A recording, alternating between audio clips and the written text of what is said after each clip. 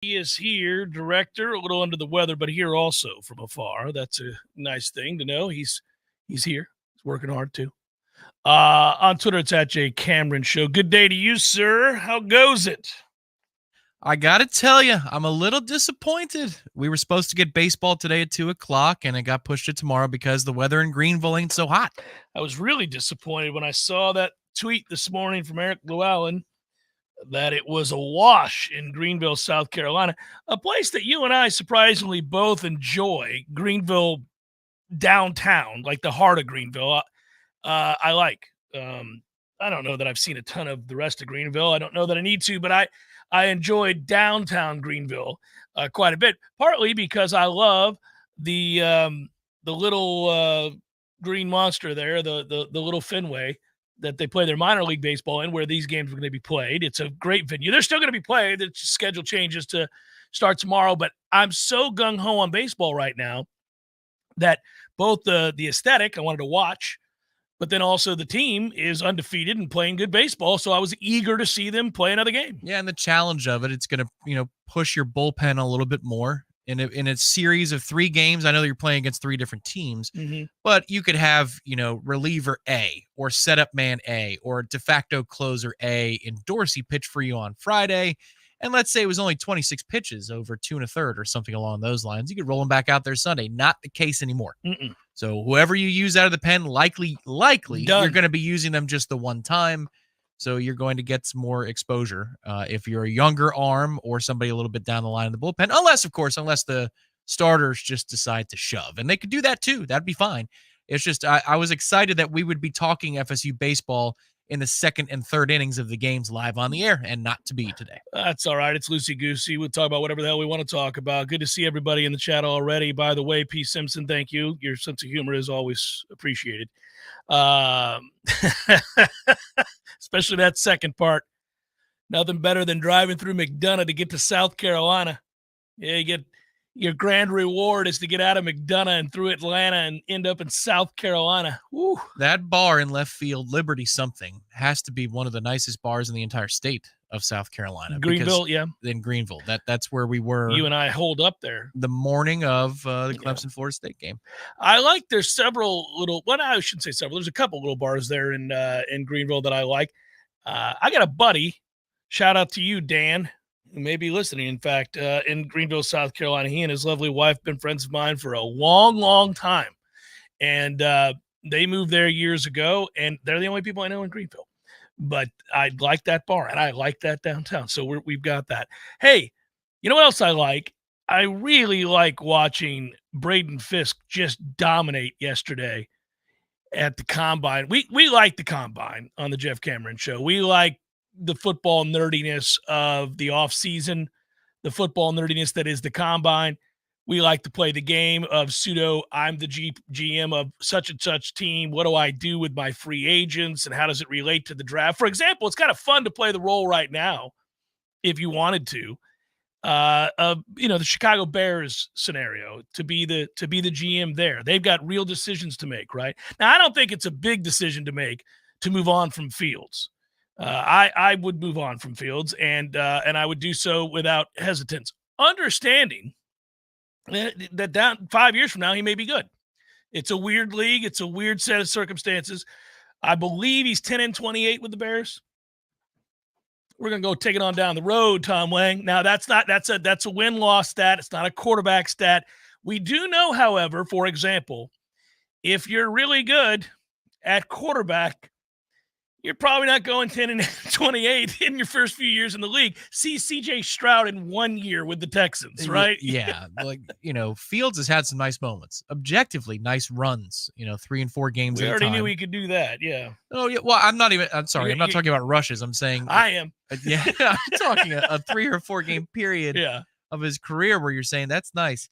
But it's not the same as when you look at Stroud. It's not the same as when you saw Herbert. And even though Herbert's record isn't that great, I mean, there's a difference. There's a difference. Big difference. When you have that guy, you have that guy. When you have something less than that, you have Baker Mayfield. And Baker's nice. All right. Gives you a puncher's chance. But he doesn't give you the lockdown answer that everybody is starving for at this level. No. It's not the same thing. and I would put Justin Fields, different player, but in the Baker Mayfield camp. I think he's less than Baker Mayfield. Last year's probably, but if you look at Baker's last 3 full seasons of his resume, like yeah, but he also took the Browns to the playoffs, and he's a guy. I think Justin's not as good. Well, at any rate, if you're having this debate about is Justin Fields better or not than Baker Mayfield, you should move on. You should move on. From Justin Fields. That has made our point. Yeah, if you're not sure, it's time to move on. Yeah, it's funny. I'm not live spectator. I'll just say this. It's not like the Texans did a damn thing with all those pieces you think they have prior to C.J. Stroud being there. There wasn't in the last few years a whole bunch of evidence that the Texans were on the cusp of greatness. We're throwing down with some confrontation in the Heisen chat. I'm just saying, hold on a second here. No, CJ made a huge difference. And I also, now listen, coaching matters too. And they had a first-year coach that looks like he's going to be a hit. And so there are a lot of things here. This is the fun part of all of it is like, so for example, this is ideal when you start with the Bears and talk about quarterback and then talk about where you want to move and go from there. Then you have to incorporate the Falcons, who are rumored to be going after Fields. And if you're a Falcons fan, you're going, what are we doing? Did you see or watch Raheem Morris's quote about quarterback play in Atlanta? No. He said, well, if it wasn't a problem, I probably wouldn't be here today. Like, that's a great quote. I wouldn't be your new head coach if there was a quarterback situation that was stable and good. Well, the thing is, if you're the Falcons, why are you going to give up anything to go get Fields? Now, that's a different question. Now, if you're the Falcons and you think you're close and you think that the only reason you're not winning is quarterback, frankly, go get Kirk Cousins. Why wouldn't you go get Cousins? I mean, he's a plus player. He's not elite. He's a plus player. If you think that's all you need and you've got weapons around him and a defense that you like, they do have a run game. Cousins played well last year before he got hurt. He's a plus quarterback. I'd go that route. And one of the things you could do if you're the Falcons, one thing you could do is you could take, let's say you got a Cousins, you draft one of these quarterbacks and just let him sit a year or two. I think we're starting to maybe move at a place where that's once again acceptable, where people can say, hey, it's not a bad idea. Not everybody's ready to hit the ground running. Some are, but not everybody is. Well, this is where, yes, the argument comes 180 degrees. It's full circle if you're looking at it from, 20 years ago or 15 years ago. But because salaries are slotted, because there's a cap on rookie contracts. Right, you're not taking it, yeah.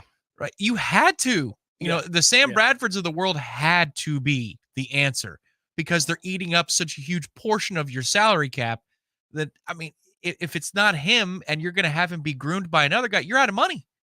Like, the other guy has to be better than him. Like, it was Kitna versus for Palmer.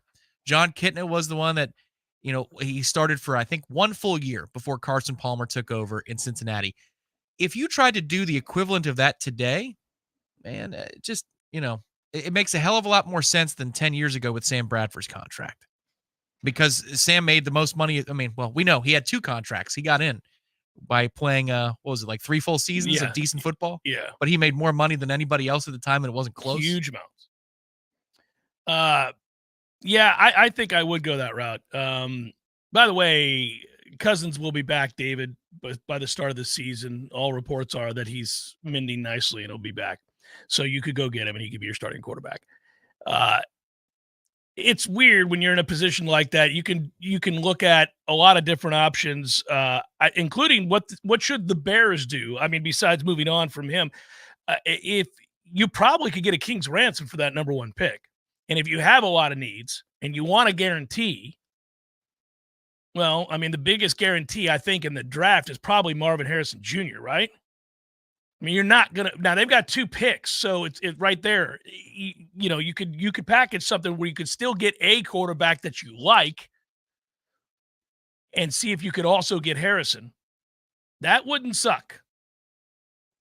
Obviously, you want to maximize assets, and you're in a weird position that you're seldom in with this many picks this early. Yeah, it's a strange one, though. Like, sometimes when you see this circumstance where teams have it stacked, their second pick is number 4 or number 3. Bears don't pick again until 9. Till 9, but I'm saying you could package this deal, How about you work something to where you could get, well, I mean, who from the top 10 would want to jump up to number 1? Because that's what I would want to assure that I get a quarterback. I mean, one of the guys before they're all gone. You have to get one of the quarterbacks, like maybe the right? Giants at 6? Boy, those bastards are perpetually in need of a quarterback. They keep on re-signing Daniel Jones. Much to the chagrin of every Giants fan I know. They're like, why do we keep doing this? Like the Chargers at 5? No. Nope. The Cardinals should be, but they're not. They're putting out social media about franchise, and it's a photo of Kyler Murray.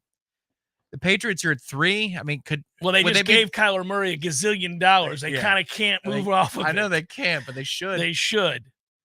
Are the Patriots desperate enough to move up ahead of Washington because they're so scared? Tennessee needs a quarterback, although they just drafted one, and they got Levis. Yeah, they believe he'll be all right. Don't you just feel like that ain't going to work? Probably not. Although he had a good game, and I was shocked he had one. So. He had more than one good game. Yeah. Atlanta needs a quarterback. Denver at 12? I don't know. Wanting to move up? They can stay where they are because you know who they're going to draft. You ready?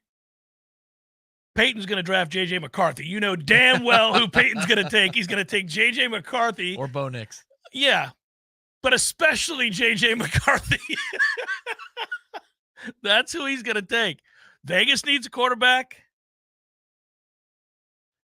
Saints, golly, a lot of people need quarterbacks. I mean, you can argue that the Tampa Bay Buccaneers need a quarterback. We're not moving all the way up there, and I think they're going to try to re-sign Baker, who had a great year. He had a very good year. A lot of times in the circumstance, though, your trade partner is in that top 5 range. It's just this is a weird year where that doesn't happen. You know, this is how the Bears got Trubisky. They were in that top 5. This is how they moved up into that top. That was the dumbest thing in the world. This is how the Bears got the situation they're in because Carolina sold the farm. They moved up to get Trubisky. And Carolina did it for Bryce. Could have had Mahomes. That's right. Bears fans just walk around punching their own testicles repeatedly when they think about quarterback. Because even McMahon, and I'm old enough to remember McMahon playing, you're not, but I watched him play. He was mediocre, surrounded by elite talent everywhere. Now, there's the example of an average-ass guy being surrounded by a boatload of talent, including one of, if not the greatest running back of all time, and a defense that's second to none historically. So, yeah. They've got Jay Cutler with Jeffrey and but Jay Cutler, come on. And Brandon Marshall under Trestman. Like that's their offensive era. If you're talking passing. Yeah, they had Harbaugh. Goodness gracious, Rex Grossman took him to a Super Bowl. Super Bowl I was at. They were winning. Hey, they scored first. It was Hester. Went to the house, and then the rains came, and I went into the owner's box and ate lobster. It was awesome. And then watched Prince. I did. And so when I tell people I was at that Super Bowl, I don't reference it as the Rex Grossman Super Bowl. I instead reference it as the Prince halftime show Super Bowl, which was incredible.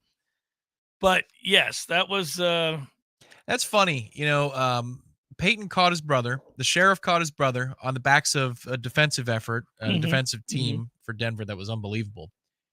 But if you're talking about Super Bowl legacy, like of the games themselves, Peyton won 2 of the least memorable Super Bowls in history. Yeah, Bears Colts is at the forefront of people's memories. It was a deluge, first of all.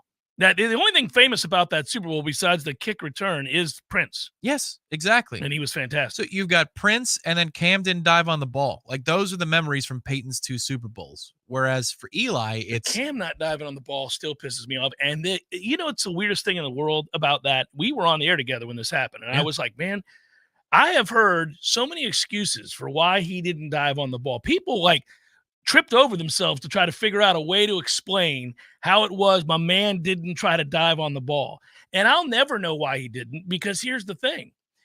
What you're implying initially, and at least it would sound like it when you heard my criticism at the time, is that he was soft, is that he didn't want to get hit, or that he was worried he was going to get hit while efforting to dive on the ball. But, of course, we know Cam's not soft. Never was. Took abuse all the time. Was so big that a lot of the abuses weren't called. It was like Shaq. He was fouled on every play, but they can't call it every play. So you just play on, deal with the fouls. So I know he's not soft. I still, for the life of me, cannot figure out how when a ball it's the Super Bowl, my man. If it's not preseason, this isn't week 2 and you've got, 14 more games to play.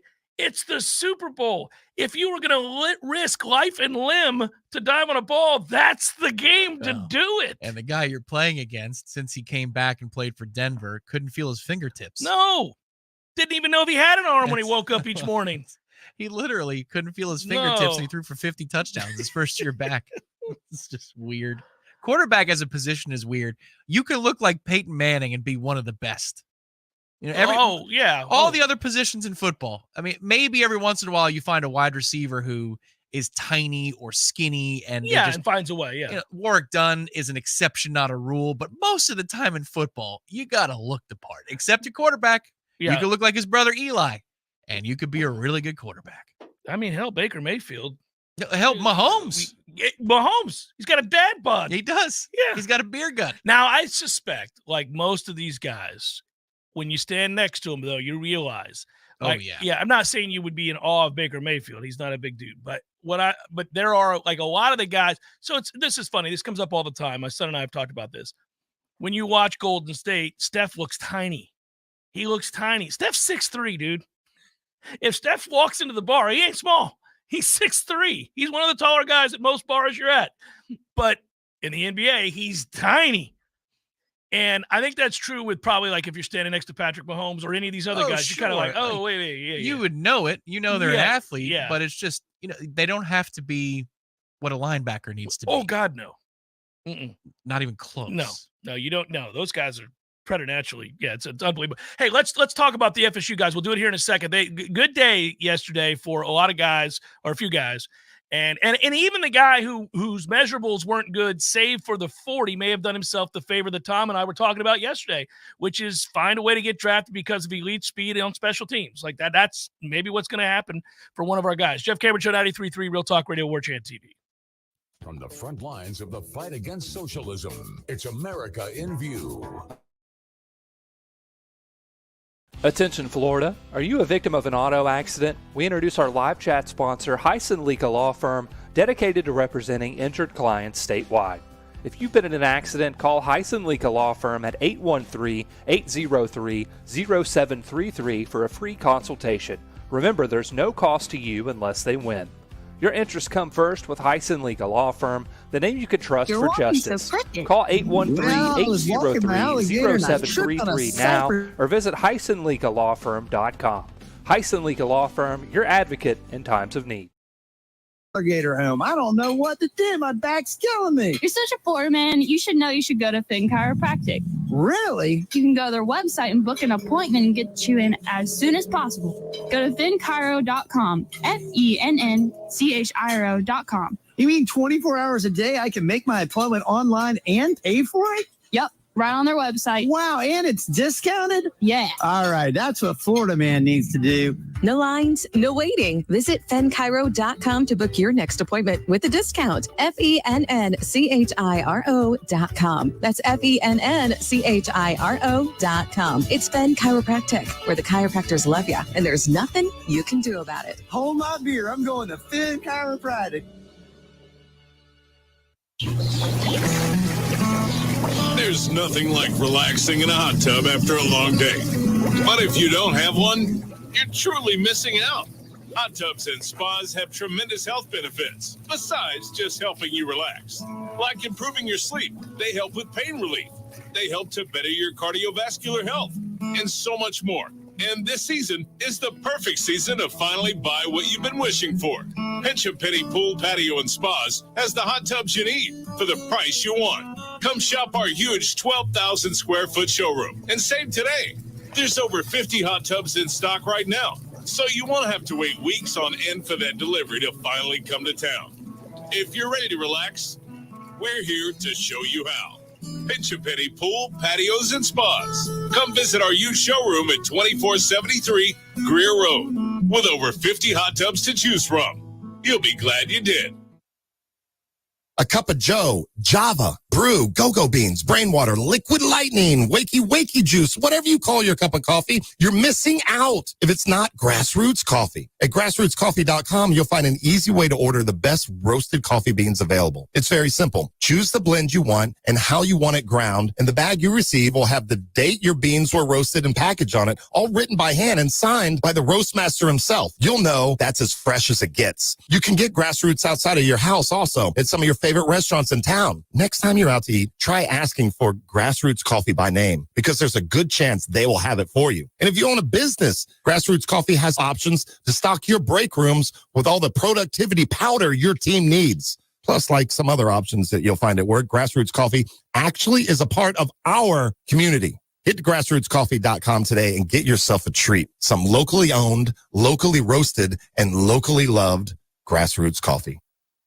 We all want more energy, more strength, more results. Well, welcome to Orange Theory Fitness as you take a step towards feeling more alive today. Backed by science, Orange Theory's heart rate monitored workout is scientifically designed to keep heart rates in a target zone, spiking metabolism and increasing energy. Orange Theory Fitness is a one-of-a-kind group personal training workout resulting in more energy, visible toning, and extra calorie burn for up to 36 hours. Experience a more vibrant life today with Orange Theory Fitness. To find out more, go to orangetheoryfitness.com. The Jeff Cameron Show, brought to you by Orange Theory Fitness. 2 Tallahassee locations, Midtown on Thomasville Road and Northside in the Village Common Shopping Center. Online.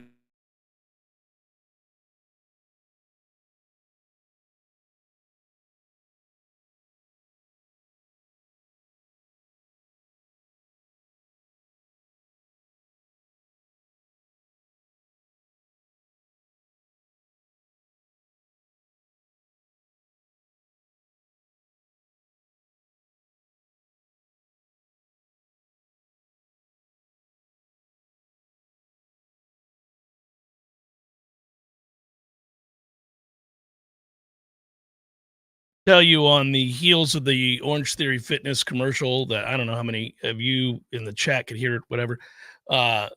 They've added something to Orange Theory that I think is important to point out, and I think is something I'm inclined to do more of that I like. It's called Tread 50. So, they have the Strength 50. You can concentrate on lower body, a lot of heavy lifting for your legs. They have it for upper body as well, but they also have Tread 50, which if all you're looking to do is cardio on that day, they've got you. You're not going to go to the floor and do all the other stuff. You're just going to concentrate on interval training, running, and also using the rower. So it's cool. It's just more options currently at Orange Theory than ever before for like you to kind of personalize your week. You know what? Like Monday, maybe I'm not going to go heavy on Monday, or I am, depending. Weightlifting Tuesday, if I'm not going to do that, then maybe I'm going to do more cardio. Then I'll just do Tread 50, that kind of thing. So I like that they're giving you more opportunities. And right now, again, they've had that ongoing sale for memberships that I've been talking about. So you're good to go. Get on in there and get off your ass. It's going to be warm soon. Like I said, we'll be wearing less clothes. You don't want to be all frumpy wearing less clothes. That's for me too. That's for me too. So I mentioned that Braden Fiske, Jared Verse, and others had a good day. Kalen DeLoach ran well, and he needed to. He needed to, because he was way undersized, which I was worried about. I think his tape is average, so he's going to have to be a specialty player. And in order to be a specialty player, you're going to have to run like the wind blows, and he did, 4.47. So good for Kalen DeLoach. That's moving. That makes a ton of sense, too, given how consistently he could surprise quarterbacks. I think they've got an internal suddenness of that. Right. Yeah. They had an internal clock, even if they're right-handed, like Klubnik was in Clemson. Nobody can get here that quickly. And then, oh, no, he can. He's already through your shoulder, and here goes the football. It goes flying. That play, that specific blitz was successful multiple times because he is shot out of a cannon. It's a little bit different. And it's also nice to see when the combine results come in with these players. Like, we watch how each camp, this team got stronger and larger, and they looked more the part. Mm-hmm. But you wonder, because you don't see Alabama in camp. You don't see Georgia this up all the time. I'm not standing there watching Michigan on a daily basis, so you don't know. Yeah, it's nice when they're all next to each other now in the combine that in retrospect, oh, okay, So Jared Verse is absolutely what it's supposed to look like. It's not that he is really, really good for the ACC, really good for Florida State in its current he's just really situation. good. Yeah. No, he's just really good. It doesn't matter what program in America that you're talking about. And for Kalen, the hope I would think is the speed opens the door, and then you can find your way into the rotation as a proper linebacker because the door was open through special teams. That's how, again, some Florida State linebackers in the past, like a Dakota Watson or a Geno Hayes, made it into their second contract and had a decent length of a career. Yeah, you just got to make a team, man, to get paid, and hopefully that speed allows for that. Like you said, then they'll develop him. But somehow, some way, making a roster, and that's what I'm rooting for all these guys. Obviously, you have higher hopes for certain guys. I did not. My personal opinion was that Kalen DeLoach is not a starting linebacker in the NFL at any point, but maybe he gets there. I hope I'm wrong. I just wanted to make a team. You know, I mean, it's an unbelievable thing to be able to say that you played NFL football and that you made a roster. I mean, that's incredible. Very few people can say that, and he might very well be able to say that after running a 4.47.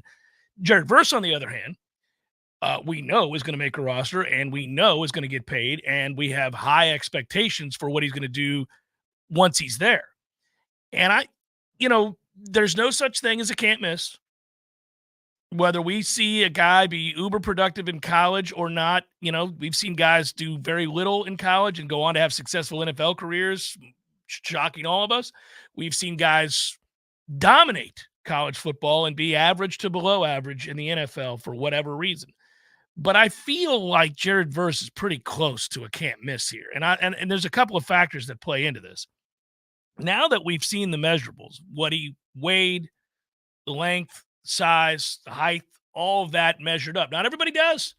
We get guys listed at 6'5" here, and then you go to the combine, you find out they're 6'3.5".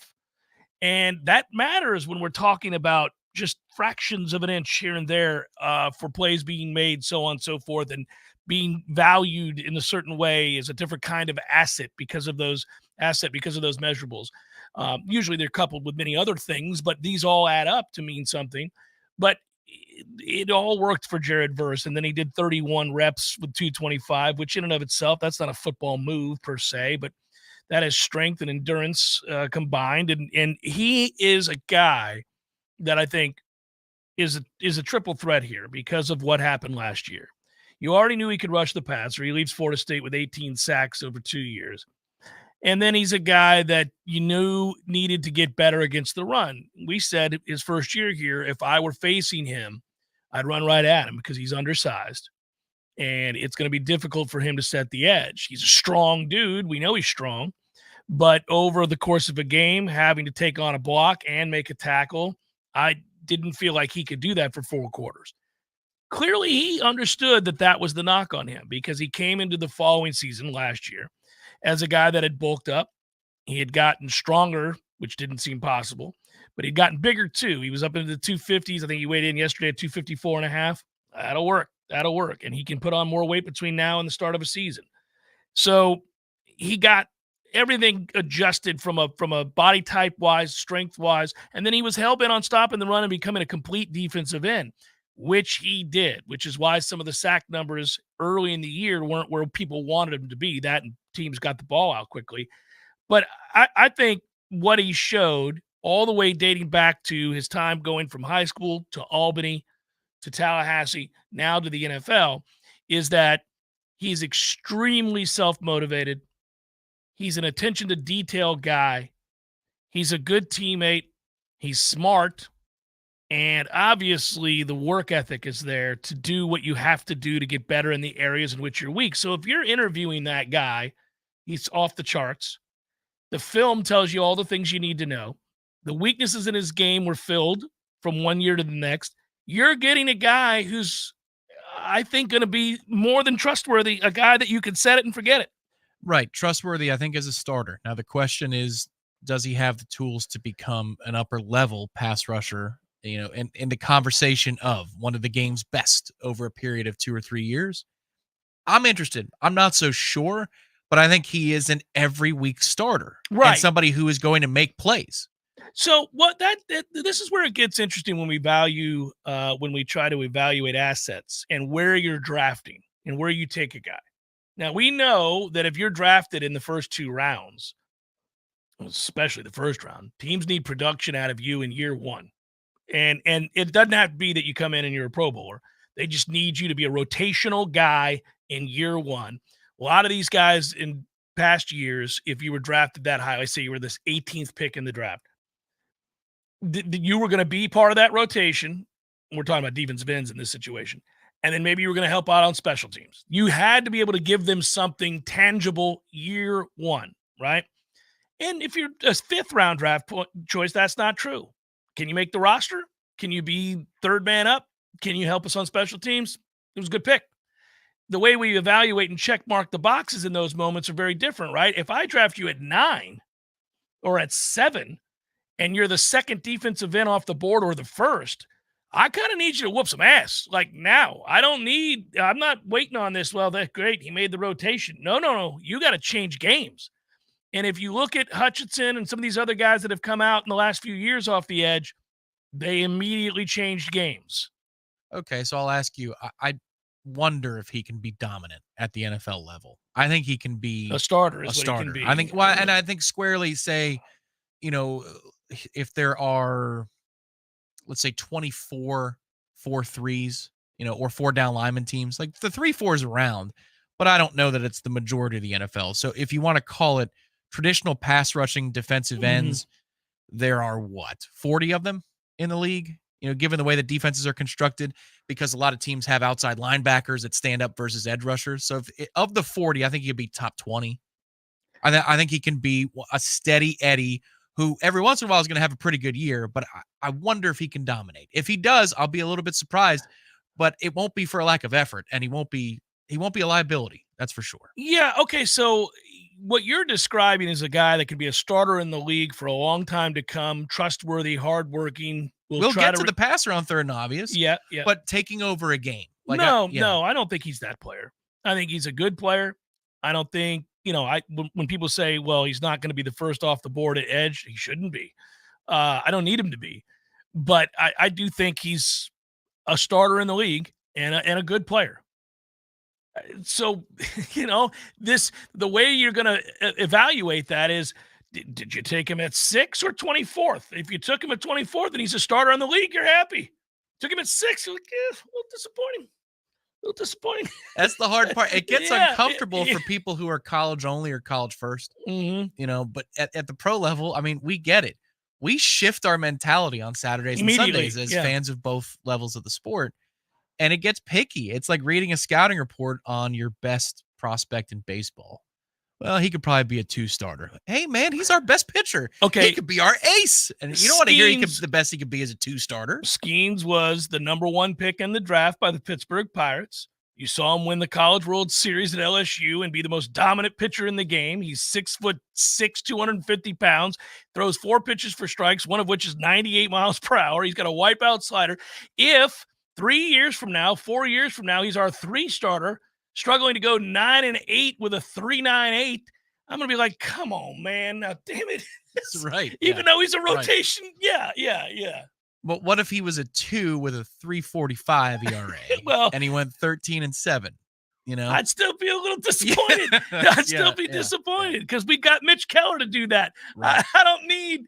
Well, and that's the thing, like for us, like Jameis. Jameis is a complex legacy, man. But it's really complex. But was it living up to the number 1 overall pick? No, and that's a bummer.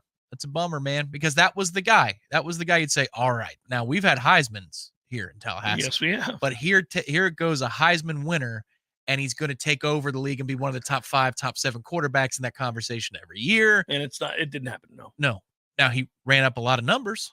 In every column. Broke some records. In every column. Yeah, but broke some records. I mean, he goes to a Pro Bowl, throws for over 5,000 yards. There are moments where you see more than moments. There are games that he was the best player on the field. The broken back comeback.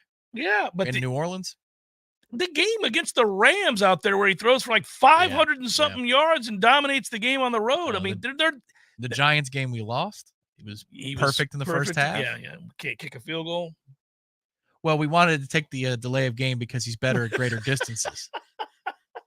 The things coaches say. Jared Verse, we think, is going to be a successful player in the NFL. Let's leave it at that. He had a good day yesterday. Braden Fiske had the best day of everybody. Braden Fiske was unreal in the 40, and of course made the highlight reel. And I love that they replayed this on a loop on SportsCenter as well as on the NFL Network, because they got a great kick, Rich Eisen and crew did, of him going, "Ooh, yeah," as he crossed the line and running the 40, which is hilarious and who he is, and he knew he was moving.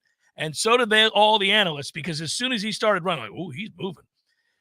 Nobody should be that big running that fast. That is terrifying. And Tom and I can tell you that, and you guys saw it on film because we would post it once a week on Warchant. All of the places would. But, he would race Mike, and it never made any sense to me. I would always be watching that and think, how? How did you just beat Mike Norvell in a 40? But doesn't Norvell feel a little bit better about himself now after seeing that number? Yes. At his advanced age. Yeah, 42 or whatever Mike is. Right, yeah. He's like, I lost to 4.78, guys. Yeah, I'm 42, yeah. Yeah, I'm sure he does, because the other part of that is, deep down, as a former collegiate wide receiver, it's got to hurt your soul to see a fat offensive line, fat relative. I mean, he's a monster. He's a big guy. It's not all fat. There's a lot of muscle there, a ton of muscle.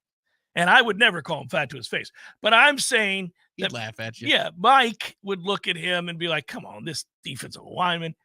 But man, dude's out here running 4.78. And it was the fastest time for any defensive tackle at the combine yesterday. So quick aside story on Braden Fiske, the legend of Braden Fiske. About 2 months ago, it was after the season, just after the season ended, he was at Corner Pocket playing trivia. Nice. Yeah. He's just a normal guy crushing some wings, doing what he needs to do. He told Ira at the Senior Bowl, "All right, just got to focus now. Need to go run a fast 40." And run a fast 40 he did. Because you're right, the guys on the broadcast, when he gets through his first 10 yards, they're watching that for the 10-yard split. And within the clearance of that 10-yard plateau, I think it was Jeremiah, it might have been one of the other analysts, went, okay. Here we go. Here we go. Yeah. And he outran Mahomes. No, it's silliness to the guy to be that big, and a guy to run like that. He's an athlete. I'm going to tell you, none of us, I don't want to take credit for this, but you and I having a conversation, the first time I ever saw Braden Fiske, he's in a green jersey because he was recovering from the injury he had at Western Michigan. So in the spring, he could not participate as a full. He would be out there. He would be doing calisthenics. He'd be stretching. He would do whatever drills that he could do that didn't require his shoulder or anything like that to have to work. Just looking at him, we were very impressed. Just looking at him, we thought, wow, nimble, big dude. He fits the part. You don't know when you're getting a guy from Western Michigan. You don't know when you're getting a guy from Albany. You don't know when you're getting guys from these lower levels of football coming into Florida State. You hear about them, you read about them, you go watch the film, but until you're standing next to them, you know what plays and what doesn't at a Power 5 level. You know what plays and what doesn't in comparison to the best you've seen around here if you've been covering, body type-wise. Now, you can't know what's in their heart. You can't know what's in their head. But just body type-wise, you can look at somebody and say, well, that ain't going to work. You recall a certain defensive end we took a chance on that came in here, and I went, what the hell are we doing? That'll never play. Well, the thing is, and you can't even tell when they do the newcomer interviews in the polo shirts, because you got to see them next to their comrades, right? Next to their, their colleagues for this year. And do they stand out in that crowd? Because now Florida State is at that place where Jermaine Johnson would not stick out like a sore thumb. Of course, he would look different among different players. Mm-hmm. Whereas he was a different species of football player for what our program was at the time that he said yes to Florida State. Like, the nearest dude to him was Kier Thomas, and he was also a transfer. Like, none of the guys that were holdovers looked like Jermaine Johnson did at the time. But with Braden, you're right. The first day he comes in, it's green jersey and spring practice. But remember, they do those sprints across the field. Oh, yeah. And it's like a drill where you pursue and then you got to take off for the sideline. And the coach, it's almost like a combine drill. Yeah. Because the coach points one way or the other. Mm-hmm. And we're standing on the sideline and he runs at us. And my initial thought was, okay, if he can win in the trenches, that athleticism is nuts. Like, if he's actually a good football player, he's going to make so many plays because he's a freak athlete at that size. And the pursuit that he's going to show with that speed, he's going to make plays all over the field from being a defensive tackle. And he did that this year. You saw 55 and so many camera shots this year where the ball is 15 yards downfield on a sweep or something along those lines. One thing to point out here before we break about Braden Fiske is, okay, so we right away were impressed with him. We thought this will play. Let's see what he looks like when he's healthy, when he gets into it, when we start getting into the scrum in the fall, and he did. That translated right away. Obviously made a huge splash in the LSU game right off the bat against high-level offensive linemen. I mean, he was – they were having to double team him. Yeah, okay. They singled him, and within a quarter, they're like, no. No, they couldn't block him. Couldn't block him, right. But here's what I'm going to say, and I'm a broken record with this, and it's just that much more amazing as I stutter through it, that this team went 13-0. He was not healthy for about 6 games this year. And you know when he was healthiest? The first game and the last 2. And he was unblockable in any game in which he was healthy. And he got hurt in one of the last 2, meaning specifically the ACC championship game. Yeah. An injury held him out. He was going to play He was going to play in the Orange Bowl, and then he couldn't play because he got hurt, and he had to do what? Ready himself for the combine, and it's a good damn thing he did instead of playing in that exhibition. And people get mad when these kids don't play, but that guy just made himself a ton of money with the performance yesterday because he got healthy, he got right instead of playing in the exhibition, and he dominated yesterday. And good for him. But it pisses me off to no end, circumstantially, that this is what our team was last year, a hodgepodge of guys nursing injuries for a large bulk of the season. And it's a cap-off moment yet again to this staff and to these players and his teammates and those coaches that they went 13-0 with 3/4 of that effing roster banged up for the season, including your most dominant players. It's Jeff Cameron, 93.3 Real Talk Radio, Warchant TV. Your local news now. A 16-year-old girl was hospitalized Tuesday after she was stabbed at a South Tallahassee apartment complex. It happened just before 11 a.m. during a fight with a group of people. The girl got into an argument with multiple other females at the Lakes at San Marcos off Woodville Highway when things turned violent. The girl was driven to a local hospital for treatment and is expected to survive. Police have made no arrest. They said the investigation into the altercation and stabbing is ongoing. The North Florida Fairgrounds will be getting major upgrades soon. Members of the Blueprint Intergovernmental Agency voted Thursday on a $30 million plan to transform the property. The master plan includes new buildings, a new park with ball fields, and stormwater ponds with walking paths. Blueprint staff have proposed demolishing portions of the fairgrounds property to make way for these new additions. This is Rachel Lene with your Real Talk 93.3 Local News Update, brought to you by McLemore Systems, Tallahassee's go-to Mac store. Check them out online at McLemoreSystems.com.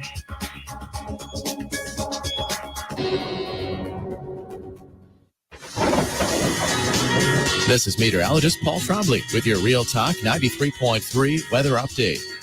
Thunderstorms likely this afternoon. Otherwise, cloudy skies expected. Daytime highs approaching 70. Southeasterly winds 8 to 15 miles per hour.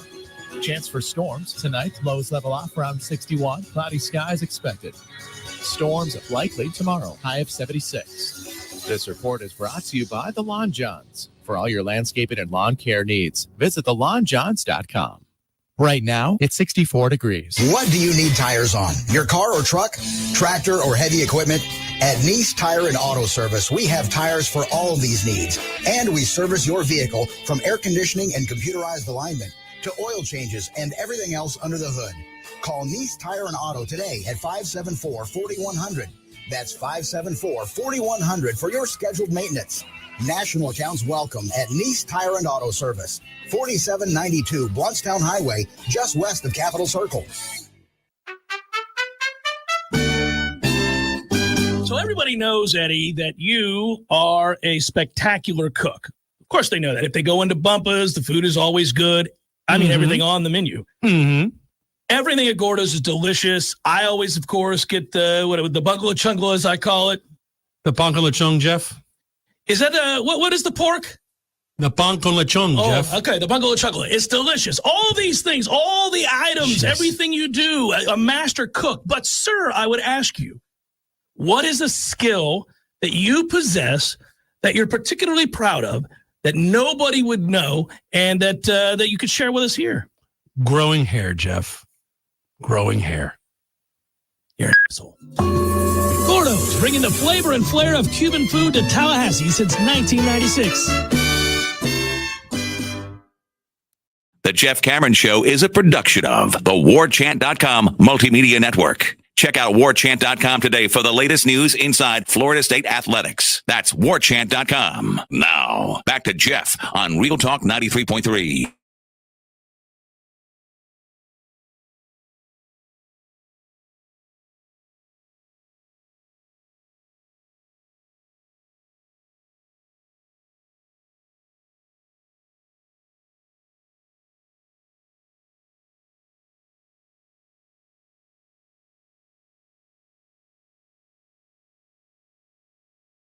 The funny thing, Brett, you and I are on the same page here. I'll tell you, I just have a sense, and I think it's possible. And by the way, I should mention Brett is, of course, part of the Heisen-Leaka law firm chat room, and he stepped up his game and dropped that in, and I'll answer that in a second. Attention, Florida, are you a victim of an auto accident? We introduce our live chat sponsor, Heisen-Leaka Law Firm, dedicated to representing injured clients statewide. If you've been in an accident, call Heisen-Leaka Law Firm at 813-803-0733 for a free consultation. Remember, there's no cost to you unless they win. Your interests come first with Heisen-Leaka Law Firm, the name you can trust for justice. Call 813-803-0733. You can visit the website, HeisenLeakaLawFirm.com. So, Brett, I'm big on this, and I got into not an argument. That's not the right word. We were socializing. I got into a discussion, and my buddy, I'll call him out, my buddy Pat Burnham. He and I were discussing the team, and I tell Pat all the time that he's a pessimist. And we were going back and forth and having fun with this, but we were breaking down the roster for next year. And I said, I'm telling you, I know that part of my argument that they could be more consistent at the very least, I don't think they're going to go 13-0. I doubt we're going to have back-to-back undefeated seasons. That'd be something. It would be something. I also don't rule it out. Okay. But I'm going to point this out. I'm going to say that I do think offensively we're going to be better. And I've said that more than once. And that raises eyebrows when I say it because, A, they had Jordan Travis last year. They don't have him this year. You're talking about the most important position on the field, quarterback. They don't have a Keon Coleman or a Johnny Wilson. So you're going to have to, if you think they're going to be better, that means you are projecting, I am, that one of the other receivers, if not two, take a big step forward, do something they haven't done in a college football game yet. Yes, Hakeem Williams will take a big step forward in my estimation. You bring in the kid from Alabama. You bring in the kid from LSU. You have Portier. You've got Destin Hill, who I think has a chance to also be a candidate of somebody that takes a big step forward. You have a very experienced, talented, uniquely challenging guard, if you will, at tight end, meaning for defenses to try to stop. And Morlock, who's played a lot and was really relied upon late last year. He's a guy that's going to get bigger and stronger, and he's 6'7", so he's a matchup guard problem. Like so you have that option. You have a lot of options at running back.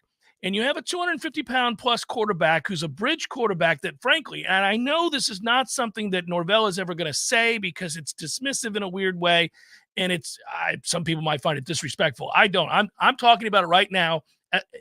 Frankly, this part of the conversation as a fan. You got a guy for 1 year. Use his ass.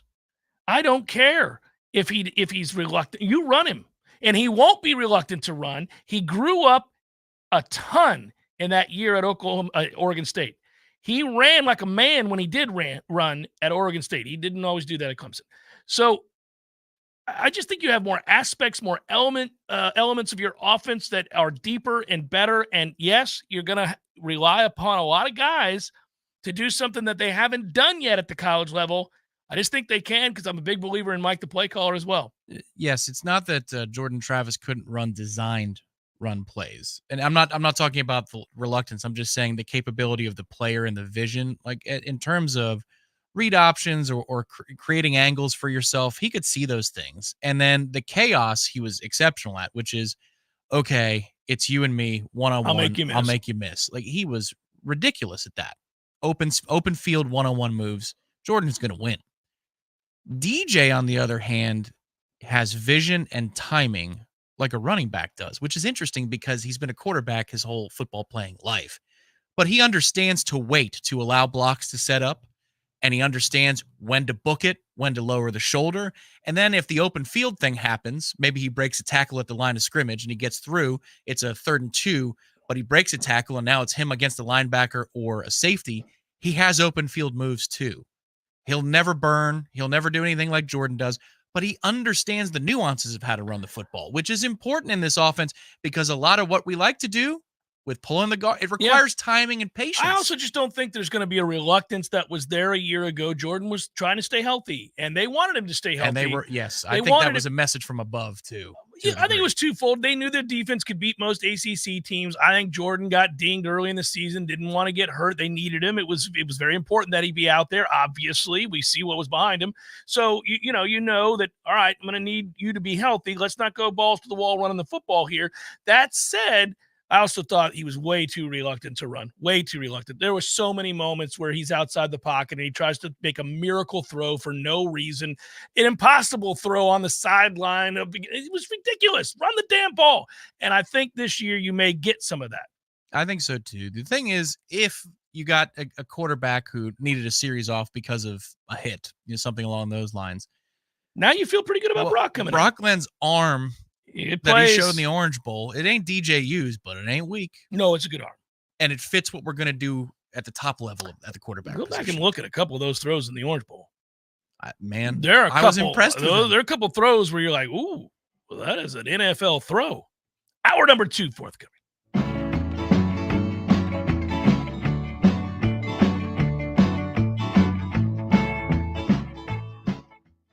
Leaky faucet, busted pipes, clogged toilet? M&L Plumbing is here for you. For all commercial, construction, and residential plumbing issues, call M&L Plumbing at 575-9393 or visit online at mnlplumbing.com. Hey, Nole fans, our partner ISF Inc. is a national management and IT consulting firm located right here in Tallahassee, Florida, solving the future for state governments through strategy, process, and technology. As a trusted advisor for state governments, ISF knows the importance of defining a clear and detailed strategy. Our friends at ISF can help your organization create a strategy that sets you on a path to success. ISF, your vision plus our expertise brings your brilliant ideas to life. Visit ISF.com to learn more. ISF, solving the future. Siri, tell me a joke. The past, present, and future walk into a bar. It was tense. All jokes aside, the trained professionals at Mac & More Systems are serious about Apple products. For all your Mac repairs, call Mac & More Systems at 894-3622. 894-3622. Excellence defines us, so we'll never let orthopedic pain and injury define you. TOC is a physician-led team of fellowship-trained specialists, providing the highest level of orthopedic care in the region. With 12 centers of excellence and TOC Now urgent care clinics, our patients access affordable, expert care fast. TOC, only experts. Schedule an appointment at teamtoc.com.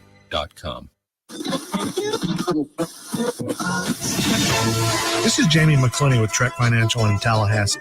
Despite the highest global interest rates in almost 2 decades, inverted yield curves, conflicts in the Middle East, and 3 of the largest bank failures in U.S. history, equities and bond markets have posted stellar returns for 2023. The Dow Jones, the NASDAQ 100, and the Russell 2000 all reached new highs as markets rallied on the expectations of Fed pauses, Fed easing, and Fed bank bailouts. Markets are going to do what markets are going to do, but a clearly defined risk management protocol can help to mitigate large drawdowns in your retirement nest egg. If you're concerned where all this might be headed, call me at 850-900-5200 and let's talk about ways to mitigate the risk in your portfolio. Make Jamie your first call for that second opinion. Investment advisory services offered through Trek Financial LLC, an SEC-registered investment advisor.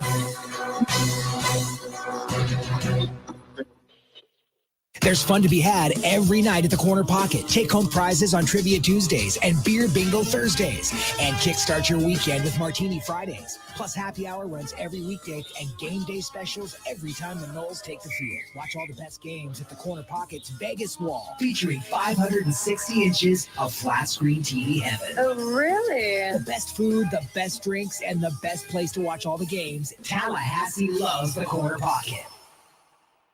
Coming up next, more of the Jeff Cameron Show. Live and local on Real Talk 93.3. WVFT, Gretna, Tallahassee. The latest betting odds and line movements from Vegas. This is your action update. Now here are your latest lines from our guys in the desert. North Florida hosting Stetson today at UNF Arena. The Osprey, the 2.5-point favorite, total 149.5, while Jacksonville is a 1.5 favorite at Swisher Gymnasium against Florida Gulf Coast, the total 131. College baseball today, the Florida Gators $1.45 favorite against Miami.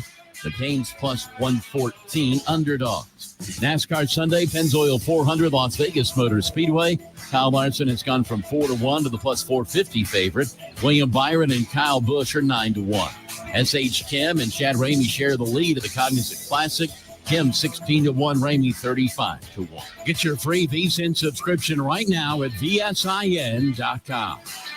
For more sports betting news and information, go to VSIN.com. Mike Sennett, Real Talk 93.3. Join Macy's and Girls Inc. now during Women's History Month and help empower young women and girls. Throughout March, you can round up your in-store purchase to the nearest dollar or donate online to help us support Girls Inc. Since 2020, we've raised over $5.7 million to prepare 220,000 Girls Inc. participants to pursue their dreams. Give back today, shop women-owned brands, and find out how we're creating brighter futures for all at Macy's.com/purpose. I have a secret. I use Secret Whole Body Deodorant because more than just my armpits stink. Oh, can I use it where my bra rubs under my... Oh, yeah. And what about down there? You know, my... Totally. 4 out of 5 gynecologists would recommend it. So I tried it, and now I get 72 hours of freshness from my pits to my... Ooh, I love that it's a spray. Me too. And it comes in sticks and creams, too. Go get your Secret Whole Body Deodorant. Widden Glass has been taking care of business since 1945. When you call Widden Glass, you're dealing with experienced, reliable professionals who offer only the best. Like Widden's top-of-the-line bath enclosures that provide style and luxury at an affordable price. Eye-catching storefronts are a specialty at Widden Glass. We'll help you design it and install it. Widden Glass, the first name in glass replacement. Call 222-5781. If you've been waiting and waiting for the perfect time to buy your new house, you'll be waiting forever. This is Shannon Young with Fairway Independent Mortgage Corporation, and I have been a mortgage lender for over 20 years. And I can tell you that there is no such thing as perfect timing. So take the first step towards your new home and let me show you what that really looks like. Chances are very high that you'll be very surprised at what I can help you do. When rates go low, prices go high, and that home that you've been eyeballing could be gone. If you're wondering how the drop in interest rates is going to affect your payment, give me a call. I'll be more than happy to show you all of the options available to get you into your new home. And for every single loan that we close for a fellow Nole, I will personally donate $250 per closing to the Battle's End. Let's do this together and let's keep climbing. Call me today at 954-369-6171. That's 954-369-6171. Or you can find me online at loansfornoles.com. That's loansfornoles.com. Equal housing lender. NMLS number 373031. We all want more energy, more strength, more results. Well, welcome to Orange Theory Fitness as you take a step towards feeling more alive today. Backed by science, Orange Theory's heart rate monitored workout is scientifically designed to keep heart rates in a target zone, spiking metabolism and increasing energy. Orange Theory Fitness is a one-of-a-kind group personal training workout resulting in more energy, visible toning, and extra calorie burn for up to 36 hours. Experience a more vibrant life today with Orange Theory Fitness. To find out more, go to orangetheoryfitness.com.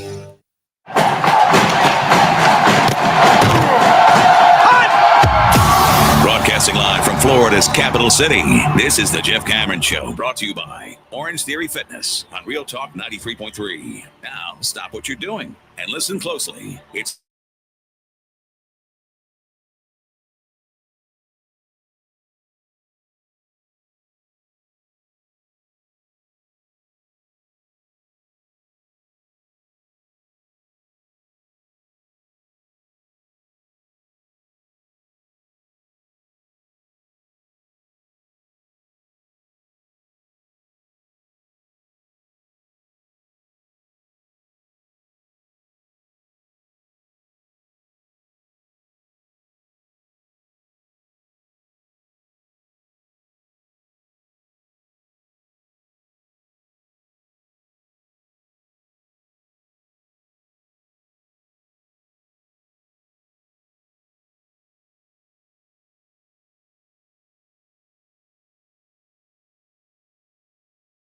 Zaxby's. Yay, Zaxby's.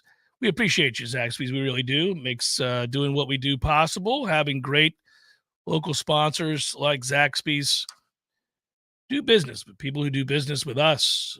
19 plus years as a Golden Chief booster. And we appreciate you, Zaxby's. Delicious food, great support, and 102 locations make it very easy to find a Zaxby's near you. Way to go, Danny. He texted and checked in with me. He's like, hey, how's the North going? I was like, it's good, man. Looking forward to having some Zaxby's when I get back down to Tally. And you did. And I did. It was the order of first thing you business. did, buddy. It was the very first thing you did. You weren't fooling. So a lot of talk last hour about what the team was, what these players are doing at the Combine. We'll continue to monitor that. I didn't mention that Fabian Lovett had himself a good day being measured because he did not run, obviously, but and I'll get to that contribution momentarily, Tom, but I'm happy for Fabian. I think he's got a chance to make something in the NFL here that maybe his college career didn't belie because of the injury. And I'm rooting for that. I always liked Fabian. I thought that he wanted to do so much more. He wanted to give so much more. He just couldn't because it took a while to rehab that thing. And I was worried he was going to derail any chance he had of playing pro football. So good for him. We'll see what happens with Tatum Bethune. He did not run the 40 either. They'll have to do that at FSU's Pro Day on March the 22nd. So we'll know soon enough. Seems to me the two eye-opening moments yesterday, certainly you had the Deloach 40, which was very impressive, but Braden Fiske kind of stole the show yesterday as a guy that had that combination of size and speed and quickness and strength, all of it. Yeah. Yeah, he had one literal slip in a subsequent drill, but other than that, I mean, they did multiple montages of Braden Fiske on NFL Network. They put it out on social media, these montages. They're searching for somebody on day one to be their viral candidate. And they chose Braden Fiske because Braden Fiske is really, really athletic. And what he has done, the combination of some of the film, of course, the film was there, but the work at the Senior Bowl and now the work at the Combine. He's going to interview well. He'll do whatever he wants to do, little or large at Pro Day. I don't know how much more he needs to do at FSU's Pro Day. But, man, this guy has been comprehensively getting better, and his stock has been rising fast among NFL teams. And I'm fascinated to see how high it goes by the end of next month. Should mention also, and I didn't mean to overlook this, it's important because it's good news. Jordan Travis did tell reporters that doctors have allowed him to remove the protective walking boot. We saw that, right? And he went on to say, quote, I got out of my boot about a week ago. And that's 4 months removed from the leg injury, obviously. Quote, it's pretty special. I'm thankful to wake up every single day and look down at my shoes. It's been a journey for sure. My family's helped me get through it. I should be ready to go by May. That's my goal, May or June. So I'll be ready for it. And when asked about specifics, he was smart. He just mentioned that he had a broken bone. And that's all you're going to say at this point. You know, the anger that we all felt hours after we won the ACC championship and went 13-0, rightfully so, was the focus of the next month. And maybe it still in some ways is the focus of how we feel as Florida State football fans. But that was such a terrible night. Like, that was such a terrible, terrible night, that game. It's the worst. It was the most beautiful weather we had. Typically, it is in November of the season. But you remember we stood on the deck at Hotel Indigo just looking at the sunset, and you're starting to hear the senior day announcements, the guys walking and getting their roses and taking their pictures with their parents. And it was just a pristine setting. And you never know what's going to come next. And a half an hour, 45 minutes after we were standing there, that moment happened. And everybody in the stadium and watching on television is sick to their stomach. I hate senior day. I hate it. I hate it every year. Teams frequently all over the country play poorly on senior day. There's so much emotion, so much that is not about football. So much is about paying homage to kids who've worked really hard and deserve the attention they're getting. This is not me begrudging the student athletes in any way. But we played terrible for the better part of a quarter to the point where he felt compelled to tuck it and go. To run. And you can't predict injuries, but all of that was really because this team was playing like ass and was clearly distracted and was getting outplayed by a team that has no right to be on the same field with you. And so to your point, as I'm watching this play out, I'm mad at Mike. I'm mad that we're not playing well. I'm mad that we're in a position where, listen, I'm sure I wasn't the only one watching going, all right, Jordan, take it over. Because it felt similar to how, and this is the weird thing, when we were playing poorly earlier this year, second game of the year against Southern Miss, right? I don't know that I was one of the only guys I'm aware of anyhow who would bother and text and stuff early in that game and say, we're playing like ass. I know what the score is. We're playing like ass. We can't win first down. We're getting dominated here. These are all just in the sand, run around nonsense plays that we're doing here, and it infuriated me. It felt a lot like that game. And then the injury happens, and you have insult to injury or injury to insult at that point. You're just so mad about everything that happened. And then as you I never thought we were in danger of losing, don't get me wrong. Sure, I was just mad that the situation bore out as it did. And as we kind of took a huge step back and realized it all culminated with that injury, you're just sick to your stomach. Everything about it made me mad because no matter what Jordan Travis and this Florida State program was going to go on to do, whether they would have made the playoff or not, who knows? They might have screwed us anyhow, even with Jordan Travis. They were already talking down Florida State prior to that game. So who knows? The intention certainly to get Nick into the playoff at the end of his career seems evident to me. But yeah, there's a reason my man was a school child giggling in the booth when the Iron Bowl ending happened. So I think that's my new colleague. Whatever happens or whatever was going to happen, what should not have happened was a kid who had come as far as Jordan Travis had, giving all that he had, getting injured and ending his career here like that against that team in that game in that moment. It was awful. And again, you can't predict injuries. It's a violent game. Things happen. But as soon as, and it's like slow motion sometimes with me watching certain players, certain games, certain moments. The second he gets tackled, I went, he's hurt. And you could just see, like, if you could physically see what happened. Certain people did not see that, especially if you were there. I was watching because I go home for the games. It was one of those where you recoil a little. You're like, oh, it's broken. You could, it's gross. Right. It's gross. Right. So good luck, Jordan Travis. And hopefully he is back, as he says, by May. And he admitted yesterday that the GMs are all asking, are you going to be healthy? It's the very first thing they're asking. They're going to ask that the first thing they say. When are you going to be healthy? Are you going to be healthy? Can you make a complete recovery? They're going to have their doctors check you, all those things. Then they're going to ask you a couple of questions they already know the answer to, because Jordan is easy to talk to, and they already know he's a good kid. So they'll ask those questions, and then they're going to come back to the injury. They're going to come back to the injury again. Then they're going to ask you another question they already know the answer to. And then they come back to the injury at the end of the interview. And he knew that, and he said as much. That particular circumstance that we saw, maybe this and next year, but starting in 2026, that'll never happen again. You'll never have an undefeated team. Correct. In that situation, which would be an automatic qualifier at that point in a 14-team playoff. Roll out their starting quarterback, senior day or not. Well, maybe. No, it's just, you may have you'll them go save out them there for maybe a play. Yeah. Hand the ball off, wave to the crowd. And yeah. I think on senior day, you'd have a kid hand the ball, maybe throw a quick pass or something like that. Let's get him off the field. Yeah. With the automatic qualifier thing, man, it doesn't, there's no impressing that needs to be done because it's taken out of a committee's hands. You're in AQ. You're all set. We'll get ready for the rivalry game next week if we want to, but you're in AQ. Like that circumstance will never happen in the near future of college football. And they're making more changes. I don't know if you saw that today. They're thinking about instituting a 2-minute warning in college football. Yeah. And we can get into some of that here. We'll do that in the second segment. You want a 2-minute warning in college football? No. I didn't think you did. Was that my Jimbo no? No. Dose. Yeah. Not if you're going to stop the clock inside of 2 minutes. That's dumb. You can't stop the clock inside it. That's an extra timeout. Yes, what are we doing? Yes, it is. I'm sitting here, we're in the middle of doing a talk show, and I'm sitting here. I can picture frame by frame, moment by moment, the injury. I'm still mad.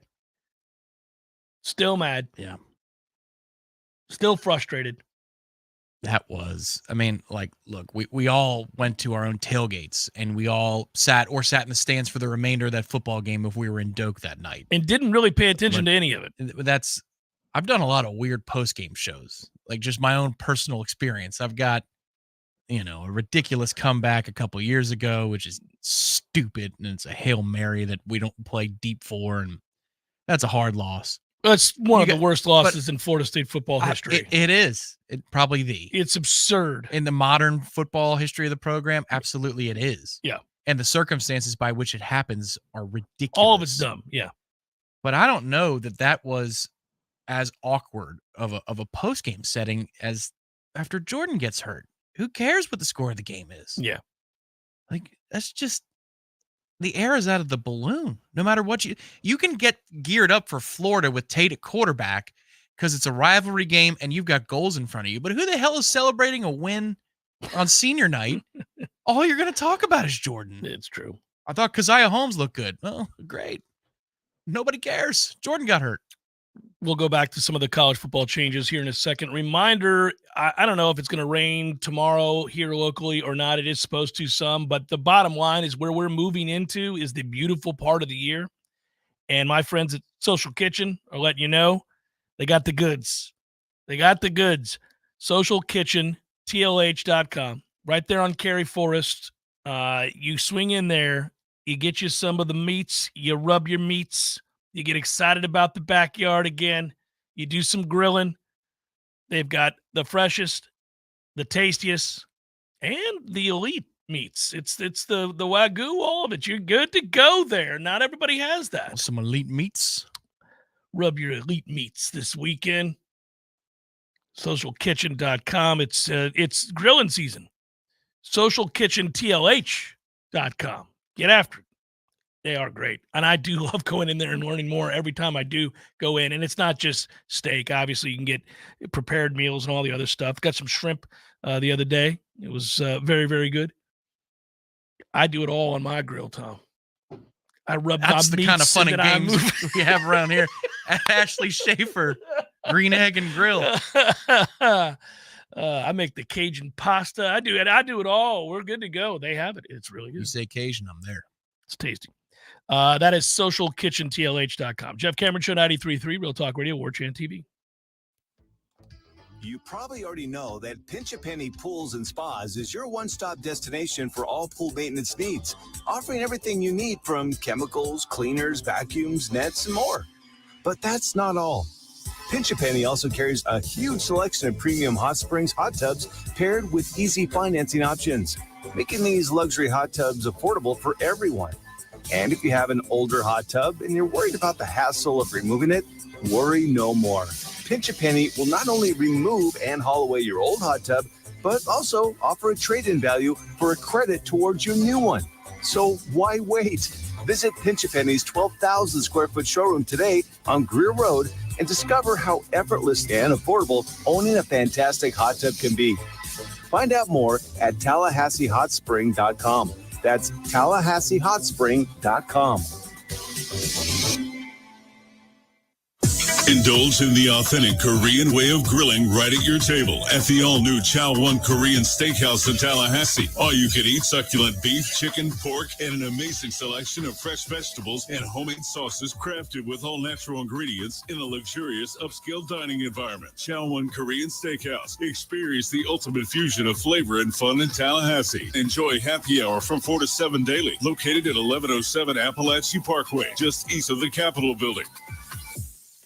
A cup of Joe, Java, brew, go-go beans, brain water, liquid lightning, wakey juice, whatever you call your cup of coffee, you're missing out if it's not Grassroots Coffee. At grassrootscoffee.com, you'll find an easy way to order the best roasted coffee beans available. It's very simple. Choose the blend you want and how you want it ground, and the bag you receive will have the date your beans were roasted and packaged on it, all written by hand and signed by the roast master himself. You'll know that's as fresh as it gets. You can get Grassroots outside of your house also at some of your favorite restaurants in town. Next time you're out to eat, try asking for Grassroots Coffee by name, because there's a good chance they will have it for you. And if you own a business, Grassroots Coffee has options to stock your break rooms with all the productivity powder your team needs. Plus, like some other options that you'll find at work, Grassroots Coffee actually is a part of our community. Hit grassrootscoffee.com today and get yourself a treat. Some locally owned, locally roasted, and locally loved Grassroots Coffee. Finding great candidates to hire can be like, well, trying to find a needle in a haystack. Sure, you can post your job to some job board, but then all you can do is hope the right person comes along, which is why you should try ZipRecruiter for free at ziprecruiter.com/free. ZipRecruiter doesn't depend on candidates finding you. Its powerful technology identifies people with the right experience and actively invites them to apply to your job. You get qualified candidates fast. So while other companies might deliver a lot of hay, ZipRecruiter finds you what you're looking for. The needle in the haystack. 4 out of 5 employers who post a job on ZipRecruiter get a quality candidate through the site within the first day. ZipRecruiter, the smartest way to hire. And right now, you can try ZipRecruiter for free. That's right, free. Just go to this exclusive web address, ziprecruiter.com/free. That's ziprecruiter.com/free. ZipRecruiter.com/free. We all want more energy, more strength, more results. Well, welcome to Orange Theory Fitness as you take a step towards feeling more alive today. Backed by science, Orange Theory's heart rate monitored workout is scientifically designed to keep heart rates in a target zone, spiking metabolism and increasing energy. Orange Theory Fitness is a one-of-a-kind group personal training workout resulting in more energy, visible toning, and extra calorie burn for up to 36 hours. Experience a more vibrant life today with Orange Theory Fitness. To find out more, go to orangetheoryfitness.com. The Jeff Cameron Show, brought to you by Orange Theory Fitness. 2 Tallahassee locations, Midtown on Thomasville Road and Northside in the Village Common Shopping Center. Online at Orange Theory Fitness.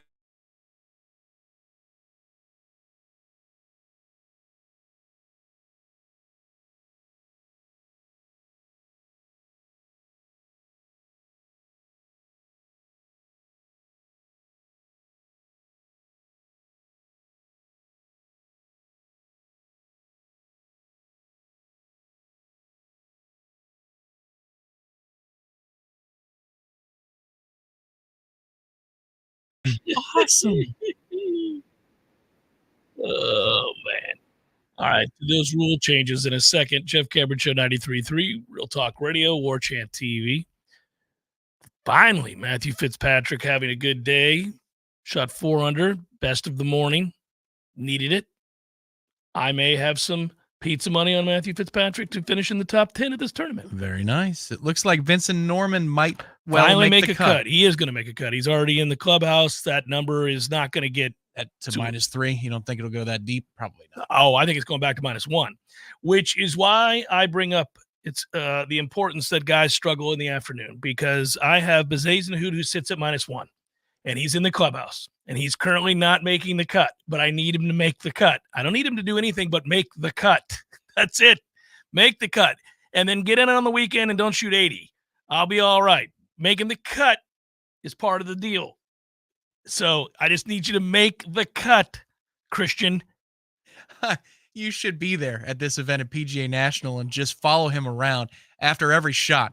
Whoosh, make the cut. Make the cut. You got to make the cut. You got to make the cut. Yeah, he's at 1 under. He shot 71 today. We go over to Bezadenhood. 172, has 9 iron. Make the cut. Good shot, Christian. Go make that putt. We got to make the cut, big man. I think that guy's got some money on this guy. It appears the fan who's been following him around has a sign now, and he's holding a sign. Make the cut. Yeah, so I also have Minwoo Lee, who I like a lot, and he's at 5 under, and we're good to go there. So I've got Minwoo and I got Fitzpatrick. We're comfortably in the top 20. We're fine. Christian, you got to make the cut. That's what you got to do. Victor Perez went kind of nuts today and leads the way along with Kevin Yu. None of you care about that. Ricky Fowler had a good day. You might care about that. Oh, Richard. Ricky shot 4 under as well today, so he was pretty good. It was an omen. We saw the 2017 Honda was on Golf Channel this week. Yeah, we saw that yesterday after you and I got done playing around. Or was it the day before yesterday already? A couple days ago. Yeah, goodness gracious. Yeah, this week's fast. Flying past, buddy. Flying past. Rory is currently 5 under for the tournament, -1 today. Conditions are tough. Windy. That's a tough course, actually. It's a low-key good course, like fun to watch. Daniel Berger, going to be close. Don't know if he's going to make it. Oh, what's he at even right now? Mm-hmm. Oh, yeah. That means you've been checking. No, that I just read your context clues. I'm good at this. Man, I'm sad Villegas was going to make the cut, and I know, I just like to see good things happen to that guy. But he now looks like he's not going to make the cut, just as an aside. All right. I didn't bet it on. This has nothing to do with that. You mentioned before the break the NCAA announcing a series of recommended rules changes. You mentioned one of them. Which pissed me off. Which included a 2-minute warning at the end of each half. Tablets on the sideline, Tom, and the allowance of player-to-coach helmet communication for FBS programs. What are we waiting on? This morning at 5:27 a.m., I began to watch 1988, the Denver Broncos versus the San Francisco 49ers. And it was part of a restored video feed, if you will, from the original broadcast. Dick Enberg on the play-by-play, the great Dick Enberg. Yes, he was. He was awesome. So I'm watching this game, and at that point, Denver's 2-4, and the Broncos and really struggling at that point. Elway had thrown 10 picks through 6 games. Oh, wow. He was struggling. And the 49ers were, I think, 4-1, trying to get to 5-1. And Rathman and Roger Craig are in the backfield, and it's Jerry Rice and it's Taylor. It's all those guys that you remember, right? And I'm watching the broadcast, and the formations would have blown you away. I was cracking up. But here's what I didn't realize. So this is 1988, and I'm watching this guy's restored footage. He's like, it looks like you're there at the game. He did an amazing job. It's like history's the colorization of old photos and things like that they now can master, really do a good job of. That's what this guy does. He goes through old NFL games and he restores the color. And so even though they weren't in HD, like you watch those games now and you see with the touch-ups, it looks good. It looks good. And I go down memory lane doing this because I've discovered this guy's site. I can't remember the name of it, but I discovered this guy's site. And now, depending on the game, I'll just click on, 86. I was a sophomore in high school. Let's see what's going on. And so anyhow, I'll watch. There's an interception in the first quarter by a San Francisco defensive back in the end zone, and it's a great catch. You watch the replay, and you can see he barely gets his hands underneath it. He was trying to hit Sammy Winder down the right side. Anyhow, it went up to the booth for review. In 88, man, I had forgotten how far back review went. I don't know why. Yeah, when it was launched the second time, I recall all the specials talking about, well, we tried this before in the past and it failed. They did try it in the past. I had forgotten about that. Yeah. And so when they said, let's see if that goes upstairs to review, I'm like, what are you talking about, Dick Enberg? It's 1988. It's not going for review. There's a stagecoach outside. There's ain't nobody reviewing nothing here. What are you? There's a DeLorean outside is what there is. I couldn't believe it. But they did. They reviewed it. And here's what pisses me off. A, I'd forgotten that I'm going brain dead. I'd forgotten that review had already existed in the mid 80s, in the late 80s. And B, what bothered me was the efficiency with which it operated. They went upstairs, showed you these two old dudes looking at it. It took them 5 seconds to say that's a catch, and on we went. It was unbelievable. It was exactly what you and I described. 100% when we say this isn't hard. Let me and Tom sit there and decide all review. I'm telling you right now, you and I sitting there would be a huge upgrade over whatever it is they're doing now. Just two dudes who care about getting it right. We'd be sitting there. You know what? Give us a couple beers. We'll just hang out. We agree, catches it. All right, dude, look at the spot. I'll look at the clock. Yep, I'll get the time. You get the spot. We're done within 30 seconds. Then we're done. And it would be cool. They could be like, it's time for the Jeff and Tom review. And they could go to the Jeff and Tom review. And then they would see us up there. It'd be you and I. There we were, cracking a beer. Like, let's take a look at it, Tommy. All right. And we'd have a beer. And then I'd be like, We agree he caught that? He got that. He got All right, that. I agree. So, John, we have a catch. Jeff's going to look at the spot. I'll get you the clock in a second. It's at the 17. Yeah. It's at the 17. Mark it at the 17. You got to put 4 more seconds back on the clock. Let's go to 3:41. First down. That's a catch. Ball's on the 17. 3:41 to play. Let's go. Start the clock on the signal to play. That is the end of it. We've just reviewed everything there is to review. We've got it. We're moving on. Mic us up, and then that way people see that the process is transparent and we're done. And in the rare occasion that we disagree, it would be entertaining as hell. Yeah. You wouldn't just be sitting there getting sold toothpaste. You would be like, this is awesome. But this would also, the clock would be running, because of the old rule was like if 90 seconds goes by, keep it. Keep the ruling on the field. And so we get down to, there's 30 seconds. You're going to screw this kid out of an interception? He didn't because catch it. You don't believe? He didn't catch it. I know he didn't Jeff, catch it. there's 15 seconds left. You're going to let this pass. Incomplete. You're going to let this pass. 2nd and 10. Kid, I apologize to 2nd you and 10. on both of our behalves. Tom is involved in a conspiracy. I don't know if he bet this game. It is 2nd and 10. He didn't catch it. After review, the ruling on the field stands. And the announcer will be like, boy, those two were not. Are they going to be okay? Yeah, they're used to each other. They've had to agree to disagree before. And we'd be open for interviews after the game. So what happened there, Tommy? Oh, you mean the play in the second quarter where Jeff's blind ass called that incomplete? Here's all I'll say about that is I had it as an interception. He did not. You talk to him. You talk to him about that play. And there you go. That's all it would be. Look, guys, I had one too many beers because I was pissed off about that particular situation. So I'm not going to say anything right now. Talk to me tomorrow. Yeah, you'd have to. Yeah, you go ask Sheen's territory. Okay, I don't want to talk. How have we not had helmet communication in college football? What are we doing? They were reviewing football games in 1988 in 6 seconds, and we can't get helmet communication in college for big time college football. No. Sweet Jesus! So this is about. First of all, there are billions and billions of dollars in college football. We've got chocolate fountains and water slides in these facilities. We can get the headset. Coach and quarterback. There you go. That's it. But this is a direct result of Michigan sign stealing.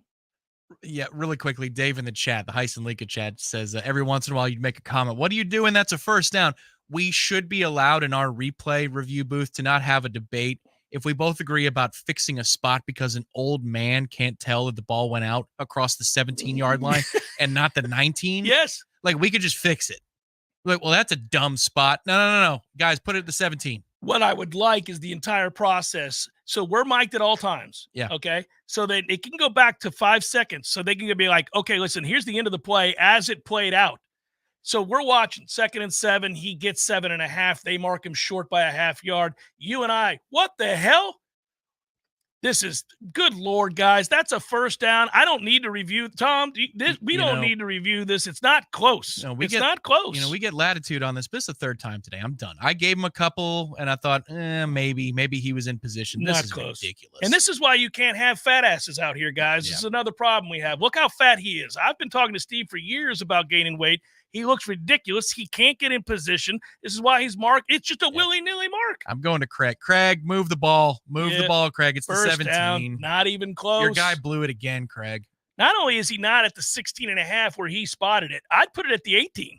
I think he's a yard and a half. If we really want to get specific, I think he made it to the 18 before forward progress was stopped. Yeah, we both agree, Craig. It's the 18-yard line. First down. You got to tell him to tighten up. We're tired of talking to you, Craig. And stop eating. I'm sure you're tired of talking to us too. Stop all that eating. Fat ass. Tell him that. Craig's laughing. Trying not to I think your guys got money on Houston, Craig. So I'm going to be watching a lot of these spots very closely. We're watching close. Just letting you know, Craig. It's not, because that wasn't close. I don't know what he's doing here. This reminds me back in the day when Florida State played Wake Forest on the road and the guy moved the ball before the measurement. And then you and I are just like telling old Craig, tales. do you remember that one? Remember that one? Craig's like, hang on, Yeah, guys, I got to line the clock. Remember, he physically moved the ball like an a-hole, and then we were crazy for asking about it at the ACC meetings. Guys, I'm sure he did. They're about to snap it. Give me a break. Yeah, it's true.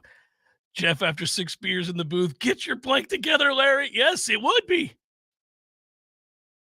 It would be. I'm telling you now, that would be a fun thing, and people would like it. Craig, I'm glad your guys screw up so often because it We have gives a us job. money, but they don't have to this often. We're valuable enough.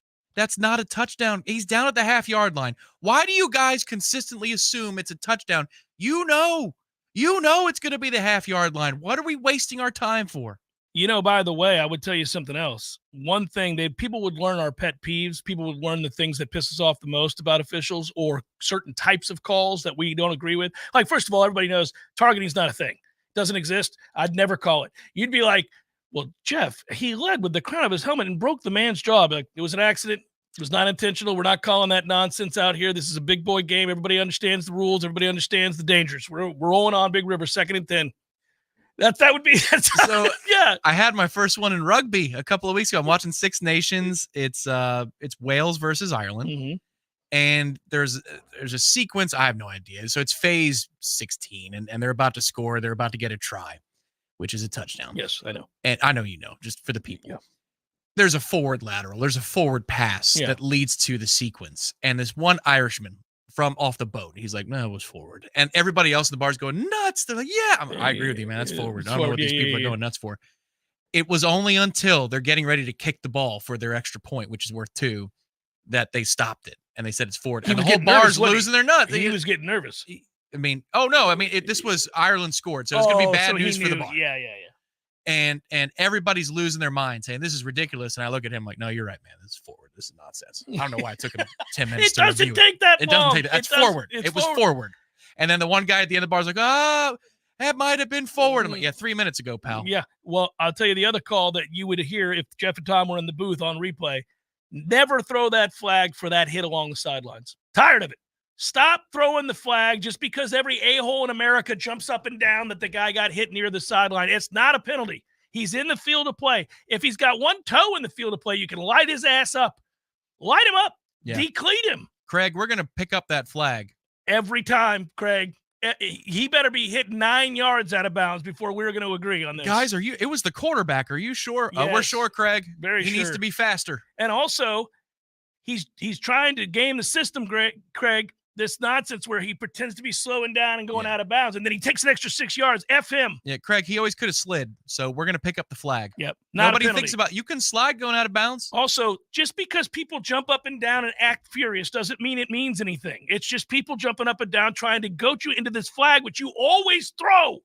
Which, Craig, incidentally, did you see that one from Wake Forest? A couple of guys. Oh, my God. The Wake Forest. They made it up. They effed us on the punt. Then that's the whole thing. Guys, look, I'm trying to officiate this game, but are you telling me that at Wake Forest, weird stuff always happens? Yes, Craig. And that particular game, we ended up getting buried, but I will always argue, had they not called the personal foul out of bounds, Craig, or the punt personal foul, we're winning that game. We're going to win the game. I'm going to argue that. We're going to win the game. You lost by like 4 touchdowns. It went sideways on us, Craig. Listen here, Craig. You don't think you could have an impact on a game, Craig? That's why we're here. Oh, man. All right. We're back. Jeff Cameron Show, 93.3 Real Talk Radio, Warchant TV. Your local news now. The Florida House on Thursday unanimously passed a bill that would provide $20 million to compensate victims of abuse at the shuttered Arthur G. Dozier School for Boys in Marianna and another state reform school in Okeechobee County. The bill will go to the Senate, which is expected to pass in the coming days. The measure would create the Dozier School for Boys in Okeechobee School Victim Compensation Program to compensate living persons who were confined to Dozier or the Okeechobee School between 1940 and 1975 and who were subjected to mental, physical, or sexual abuse perpetrated by school personnel. It would set up a process for victims to apply for compensation. In addition, the bill would allow the State Department of Education to award high school diplomas to former students at the schools who have not completed graduation requirements. The Dozier School was shuttered in 2011 after 111 years of operation. Researchers have found remains of dozens of students buried at the site. This is Rachel Anay with your Real Talk 93.3 Local News Update, brought to you by Macklemore Systems, Tallahassee's go-to Mac store. Check them out online at MacklemoreSystems.com. This is meteorologist Paul Trombley with your Real Talk 93.3 weather update. Thunderstorms likely this afternoon. Otherwise, cloudy skies expected. Daytime highs approaching 70. Southeasterly winds 8 to 15 miles per hour. Chance for storms tonight. Lows level off around 61. Cloudy skies expected. Storms likely tomorrow. High of 76. This report is brought to you by The Lawn Johns. For all your landscaping and lawn care needs, visit thelawnjohns.com.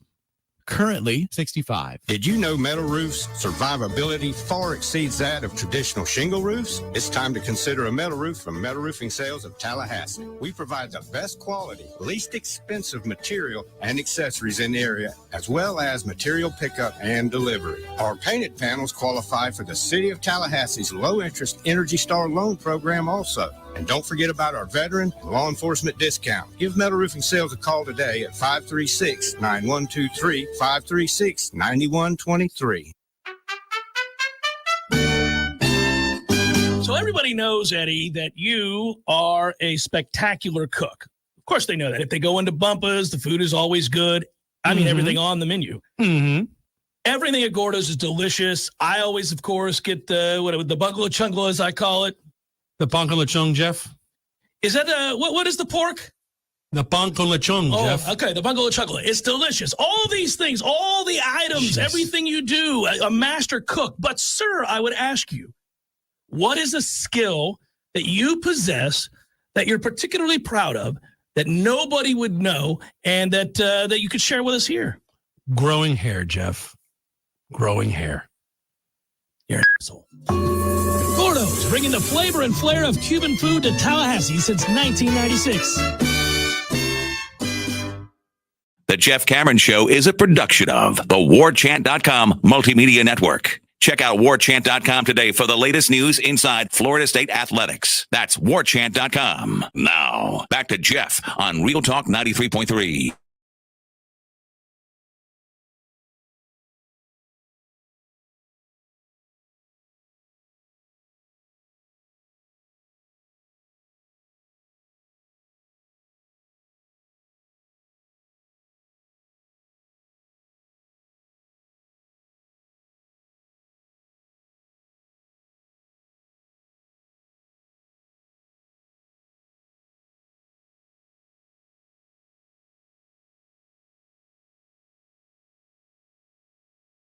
Brought to you by our friends at Artisan Financial Strategies.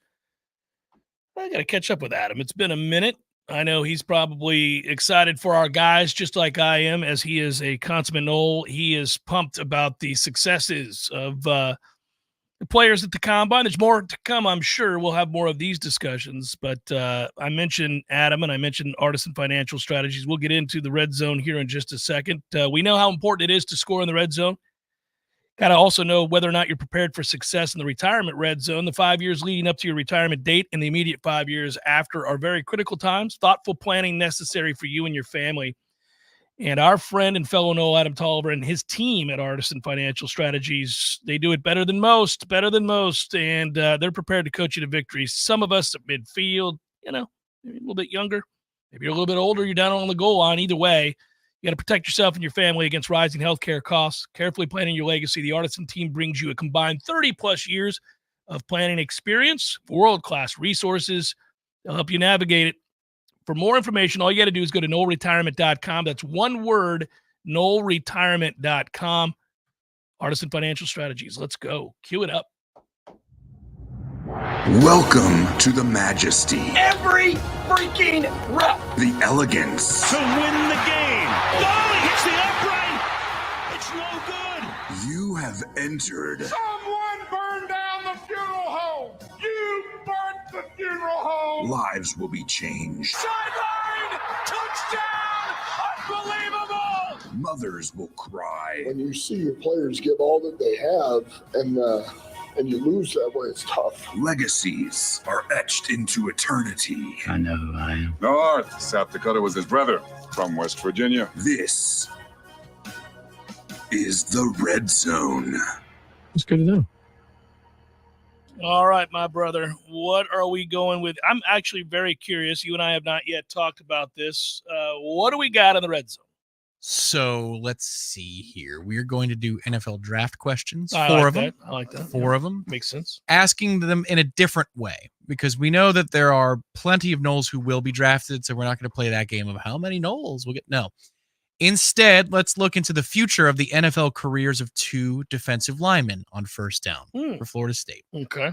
More likely to receive a third NFL contract. Third? We're going straight to the third contract? Because I believe both of these guys will get a second NFL contract. Jared Verse, Braden Fiske, who is more likely to get a third NFL contract? Ooh, man. That is tough. Because you can have an excellent career and have 2 full contracts. You know, the bottom line is, unfortunately, this all really relies on health. You can't, that's the thing you can't know. And both have been dinged and had their moments. Neither is really undersized. You know, like Jared Verse is not a big defensive end, but he's not small. And Fiske is I think he weighed in at 292, 293. He can get a little bigger too. So he's not really undersized for what they're going to ask him to do. God, that is tough.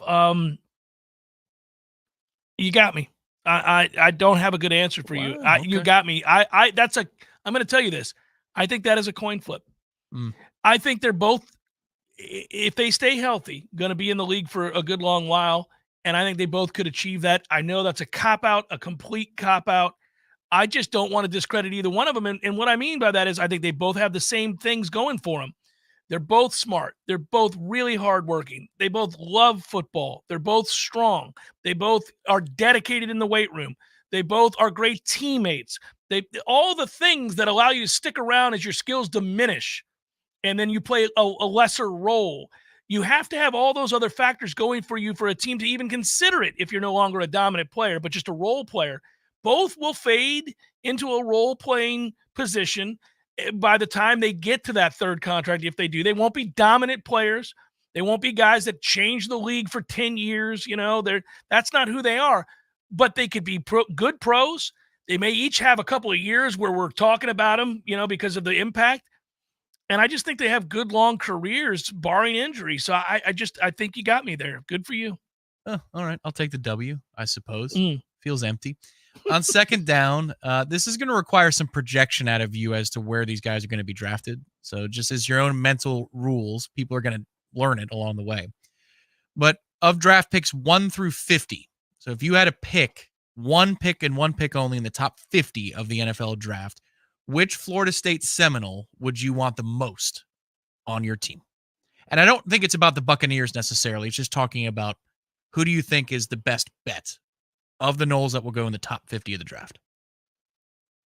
You got the same 2 guys. I was wondering, well, there's another guy. Yeah. He catches passes. Yeah.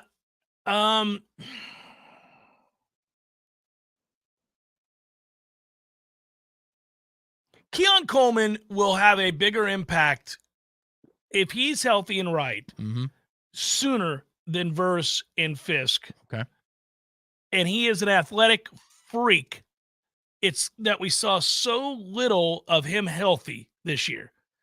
But when he was, you remind yourself of the, unbelievable catches in really tough situations, back corner of the end zone, well having covered. To adjust on a couple. Oh, yeah. And then he has the leapfrog play on the sideline. He's got all these moments where you're reminded of that athleticism. You're reminded, oh, yeah, he played basketball at Michigan State. Like, you're reminded of these things, and he's over 6'4", and he's 215 pounds, so he's thick. He's well put together.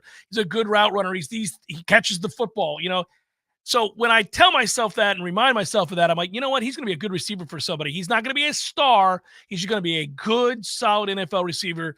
It's Keon Coleman. Okay. All right. And that's noteworthy, too, that you push Braden Fiske into the top 50. You think he's done enough to be a top 50 He is in the top 50. He will be Okay. a top 50 pick. All right. Now, same question for third down, 51 to 150. So these are, it gets a little bit more nebulous as you get into the middle rounds, but this is basically round 2, back half of it. Yeah. All the way through 150, which is squarely into Saturday, middle rounds.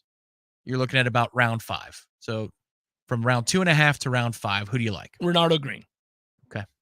That's an easy one, right? Mm-hmm. Yeah. Renardo Green, who very sneakily could have the best career of all of them. Yeah, I agree with that. As a Buccaneer fan, quick aside, I really like Cade Otton's a nice player, but Jaheim Bell would be a very nice fit. Jaheim Bell would be a very nice fit in the middle rounds. He's going to do well.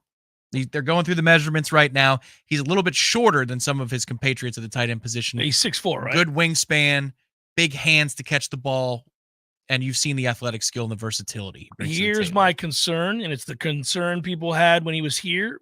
It's the concern that we have with certain guys in the league that they do something well, but they can't do both things well. I don't think he's going to block in the NFL. In fact, I know he's not. You can line him up in different places. Well, you're going to have to. He's going to have to be a hybrid sort of deal because he's not like a true tight end in that sense. I agree with you that Rashad, listen to me. Renardo Green is the best bet. And then fourth down, you can see where I'm going here. Pick 151 plus through undrafted free agents. Take a flyer on a Nole. Think he's going to have a career. Who do you like? Well, by the way, neither one of us have said Trey Benson, who I think is going to be a really great point. I mean, he could have done that for 51 to 150. I could have done that with Trey Benson. I just need Trey to stay healthy. I love him as a football player. He's got to run harder every down. God, we kind of just overlooked Trey Benson, didn't we? That's tough. I'm sorry. I'm just circling back. No, well, look, you and I have different opinions on Johnny, too. I think Johnny's going to have a long NFL career. And if you pick Johnny at 110, 125, like that is incredible value that you could get for a player like that. Now, I don't know where he's going to go. He's a weird prospect, man. He's just a weird prospect. He could either really have a great career like you're describing, and he's in the league for a long time, or he could be out of the league in year one. He could easily be out of the league in year one. You know where I'm leaning. Yeah, I know. I'm just telling you, the NFL hates drops, and he loves to drop a football. I'm just saying, the NFL, we know how particular they are about that stat. I mean, like if you're a receiver, you can't drop the ball with great regularity unless you're truly uniquely gifted, and he's not. So I worry for him. I'm rooting for him, but I worry for him. Trey, catch the damn ball. Back to Trey quickly. That 40 is going to be fascinating. He can run. Because his top end, can fly. When you do the MPH thing, he can get there. But okay, now in a 40 setting. I wonder, it's weird for him if you'd even want to run. You'd be like, just check the tape, man. I can fly. Go watch my kick return to the house against BC where I'm breaking over, running over people and then going out running folks. There's all these moments. Back half. Yeah, this is flyer territory. You are taking a flyer on Akeem Dent. It's a good pick. I like Akeem. I was wondering if you would have slotted Kalen DeLoach there or not. I like Akeem Dent to shrug that one off, didn't you? No. I'm rooting for all of these guys. That's all I'll say. But I'm not going to make up something because I want him to do well. Akeem Dent could surprise us. Do you think Jerrion is going to go in the top 150, or do you think he falls into this category? Because if he falls into this category, there's your guy. Yeah, there's your guy. And a lot of people love Jerrion. He's made himself some money. At the Senior Bowl stuff. Jerrion's a good pick. I absolutely forgot about Jerrion. I was trying to think of a surprise, and that's why I said Akeem. I wouldn't be surprised if Jerrion had a good career. He's long. He's shown the ability to kind of be a nickel. He can cover. Jerrion's going to have a good career. I would put Fabo in this category. I know he measured well, but I just don't know that there's enough healthy tape out there. It's not his fault.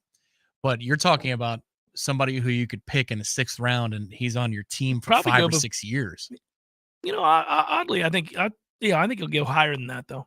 So he might make it before the end of the 5th round. Yeah, I think he might. Those measurements are a big deal for his position, and he was, lights out. They were stunned. Mm-hmm. And he's more than that. He's more than just a gap plugger. He's an athlete. He's an athlete. Yeah. No, he just didn't have the tape because he didn't play a lot. But I'm with you on that. See, this is why we love this team. They had so much talent. It's almost like they were one of the top teams in the country. Almost.